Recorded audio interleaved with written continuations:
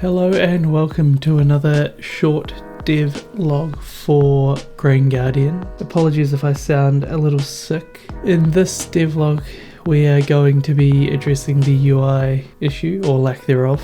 So on screen right now is a mock-up of what I want the UI to look like, at least for the inventory. As you can see, there is a bar along the bottom where the player can interact with and choose the various tools they'll have at their disposal. One such tool that will be addressed in a later video functionality wise is the hoe, which will be used to till the soil for the player to be able to plant crops and earn currency.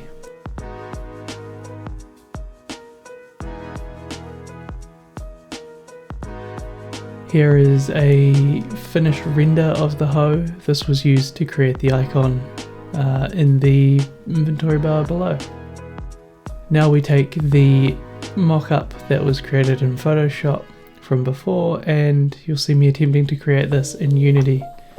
Now I have no experience with the Unity UI builder, so this was a learning experience for me, but eventually I managed to get the boxes in the right places and also managed to get some images put into these boxes. Now they weren't perfect, and with having them just in there as images, they were not functional.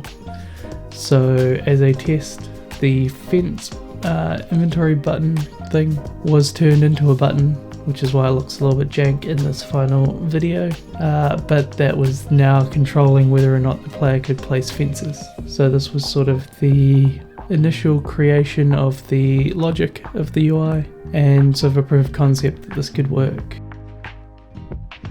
So thank you for joining me on this very short devlog.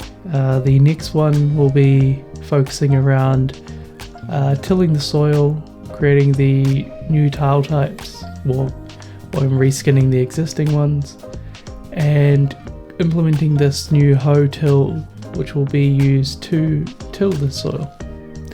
Thank you and take care.